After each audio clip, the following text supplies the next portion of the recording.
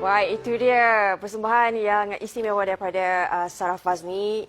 Lagu ini pernah didendangkan ketika Metro Legend 2014 dan ini antara belia Malaysia yang mempunyai bakat cukup besar dalam industri seni. Dan hari ini kita bercakap berkenaan dengan bagaimana kita membangunkan anak muda dan juga belia Malaysia ke arah menjadi pemimpin masa akan datang. Ini harus diberi perhatian kepada seluruh rakyat Malaysia untuk melihat bagaimana anak-anak kita nanti generasi baru ini membawa satu kredibiliti yang tinggi sebagai pemimpin. Kita nak bercakap terus berkenaan dengan Institut Pembangunan dan Kecemerlangan Kepimpinan Program Malaysian Future Leaders School, MFLS. Dan akan berbicara lebih lanjut berkenaan dengan isu ini. Kita menjemput YB Said Sadiq, Said Abdul Rahman, Menteri Belia dan Sukan. Assalamualaikum YB. Waalaikumsalam. Terima kasih. Sihat Alhamdulillah. Baik. Kita nak bercakap berkenaan dengan ini inisiatif yang telah dijalankan oleh kerajaan sendiri pada Mei tahun lalu. Bagaimana ini difahamkan program nasional yang menggantikan dua entiti sebelum ini, BTN dan juga PLKN. Tapi katanya lebih istimewa kerana sangat inklusif, kan? Mungkin YB sendiri boleh berkongsi dengan kami berkenaan dengan MFLS ini. Program ini diamanahkan oleh Yang Amat Berhormat Perdana Menteri Tun Dr. Mahathir sendiri kerana dalam 10 ke 12 tahun beliau tidak pernah gagal untuk pergi ke Jepun untuk memberikan ucapan, kata-kata semangat untuk mendidik anak-anak muda Jepun melalui program Japanese Future Leaders School. Di mana di Jepun mereka memilih anak-anak muda yang terbaik di setiap daerah masing-masing untuk melalui sistem pengkaderan khusus supaya mereka dapat jadi pemimpin masa depan di Jepun. Dan Yang Amat Berhormat Tun kata kenapa kita tak boleh bawa program ini ke Malaysia. Dan apabila kita bawa ke Malaysia, kita perbesarkan program ini. We want to gamify it. Maksudnya daripada fasa 1, 2 dan 3, Tier 1, Tier 2 dan Tier 3. Tier 1 bermula di peringkat sekolah. Tier kedua, kita lakukan di kem wawasan dan pengkaderan latihan selama 10 hari. Dan tier 3 selama 54 hari. Dan setiap satu tier itu, di mana anak-anak muda akan berlumba-lumba. They will compete to be the best and the most talented one supaya mereka dapat melayakkan diri untuk masuk tier kedua. Dan selepas itu melayakkan diri masuk tier ketiga. And we gamify supaya akhirnya mereka tidak dipaksa tetapi mereka sendiri ingin masuk program tersebut secara rela diri dan pada masa yang sama kita dapat melatih mereka supaya jadi pemimpin masa depan dan juga pemimpin pada masa ini juga. Baik. Okey, bila YB kata mereka, kita ingin tahu lebih lanjut berkenaan dengan mereka. Siapakah mereka ini sebenarnya? Kalau kita tahu umur 15 hingga 30 tahun. Tetapi untuk program ini sebenarnya disasarkan kepada siapa sebenarnya? Kita sasarkan kepada pemimpin-pemimpin muda khususnya di peringkat sekolah dahulu di mana dalam tier 1 fasa pertama cikgu-cikgu, guru besar akan memilih anak-anak muda yang paling berbakat atau ada potensi untuk dimasukkan ke tier kedua iaitu latihan di kem wawasan. Dan mereka ini memang mewakili rakyat Malaysia secara keseluruhan, tidak kira agama atau bangsa. Kita ingin pastikan bahawa mereka ini mewarnai Malaysia yang sebenar, mencerminkan Malaysia yang sebenar. Kepelbagaian itu. Betul. Supaya kita dapat pastikan semangat perpaduan dan nasionalisme itu dapat dipupuk pada umur yang muda sambil kita latih mereka untuk jadi pemimpin masyarakat. Sampai bila mereka tamat program ini, mereka akan kembali semula kepada kawasan masing-masing untuk jadi pemimpin masyarakat dan untuk membimbing masyarakat di kawasan tersebut. Baik.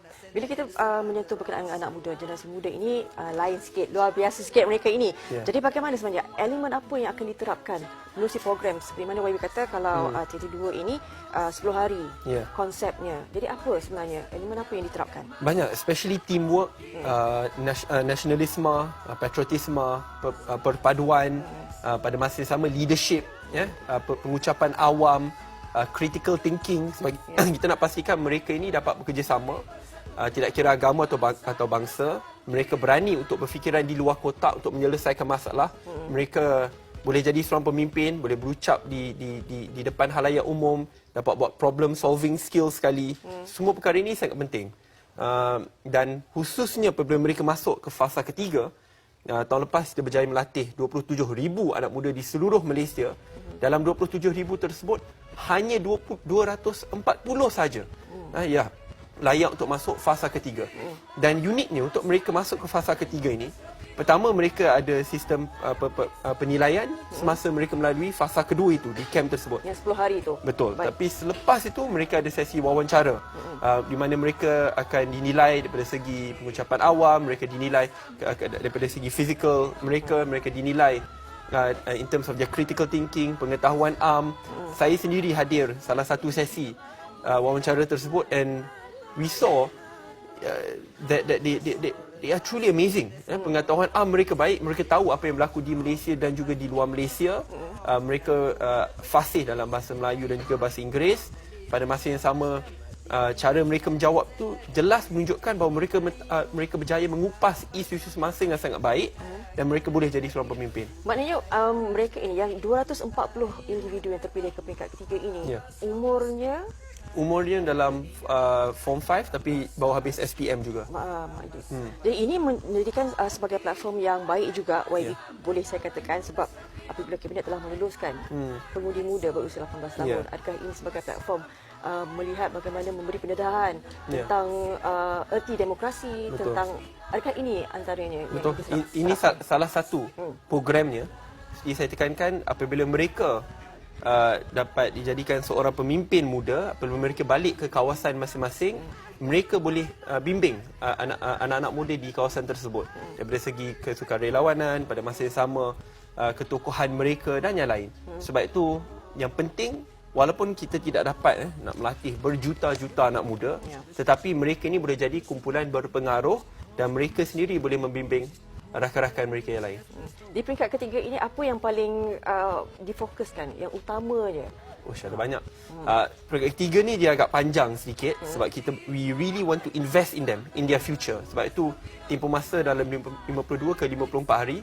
Lepas tu ada selepas yang 240 yang di Senarai Pendek ni, semua 240 memang akan didedahkan kepada pimpinan tertinggi negara, maksudnya kepada Yang Amat Berhormat Tun, Datuk Seri Wan Aziza, menteri-menteri kabinet, dan juga kepada tokoh-tokoh korporat juga, supaya akhirnya jika mereka tidak ingin jadi seorang ahli politik, mereka juga boleh pilih jalan ini.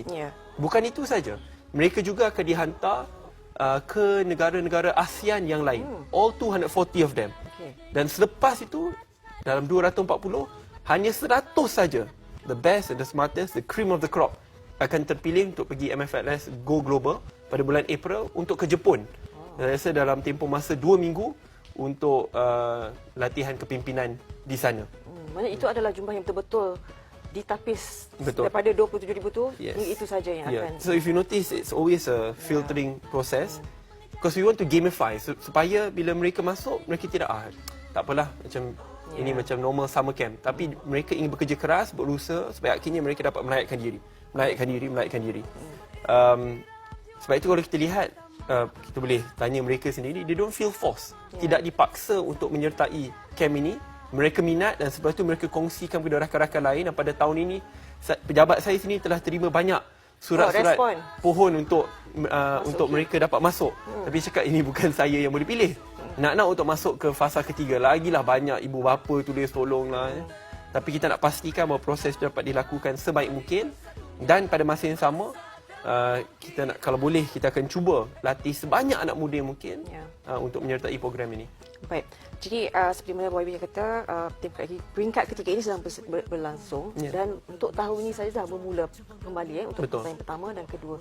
Targetnya 35,000. 35. Sebab tahun lepas kita berjaya latihan 27,000. Kita mula agak lewat pada tahun lepas, pada pertengahan tahun. Dan pada masa yang sama, pada tahun ini kita sasarkan dalam 35,000 untuk dilatih. Mungkin sedikitlah YB, bila kita dah melakukan ini sebagai platform yang utama kepada anak muda kita, belia kita, nak mendekati mereka ni bukan senang. Kan? Banyak caranya, psikologinya. Harapan YB sendiri dalam melihat apa yang dilakukan oleh kerajaan, inisiatif ini, kan? Melahirkan legasi yang lebih baik kepada kepimpinannya. Saya hanya berharap bahawa selepas mereka tamat melalui program ini, mereka akan jadi seorang pemimpin muda yang berani untuk berfikiran di luar kotak, mencerminkan Malaysia yang sebenar, di mana rakyatnya berbilang bangsa dan agama, berfahaman moderat. Selepas itu juga untuk memastikan bahawa mereka terus berkhidmat Sebab saya nak mereka ni semua jadi yang berkhidmat. Balik ke kawasan masing-masing. Jika mereka jadi seorang cikgu, mereka akan didik anak-anak di kawasan tersebut, khususnya mereka yang datang berkeluarga yang tidak berkemampuan. Jika mereka jadi seorang doktor, jika mereka jadi seorang pensyarah, semua ada minat masing-masing dalam bidang masing-masing. Tetapi semangat untuk berkhidmat tersebut telah pun dipupuk dalam hati dan minda mereka, dan mereka akan jadi aset kepada negara kita. Ini sangat penting kerana kita nak pastikan anak muda seperti mereka yang akan mewarisi negara tercinta bukan saja dilihat sebagai pemimpin masa hadapan, tetapi juga pemimpin pada hari ini. Dan yang bila YB kata begini, maknanya setiap apa bidang yang diceburi itu, pastinya walaupun kita menjadi apa sahaja karier yang diceburi, kepimpinan itu penting. Bukannya kepimpinan dari segi politik dan sebagainya sahaja. Tetapi apa saja yang dilakukan. Baik, YB, mungkin sedikit nasihat kepada belia-belia Malaysia hari ini.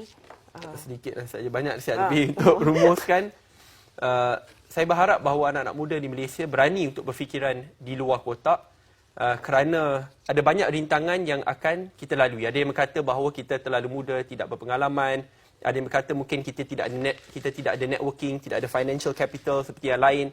Tetapi yang kita ada adalah idealisme, semangat perjuangan. Kita berani untuk berfikiran di luar kotak. We dare to become the age of disruptors. In the age of disruptors, we are the disruptors. Sebab tu saya berharap anak muda Malaysia berani untuk berfikiran di luar kotak, pergi ke hadapan dan pastikan kalau ada masalah, tidak kira dalam apa pun bidang tersebut, kitalah golongan yang akan menyelesaikan masalah tersebut menggunakan jalan yang tidak begitu konvensional. We dare to think critically and unconventionally. Baik, itu dia. Dan kita doakan moga semakin ramai pemimpin-pemimpin muda seperti YB.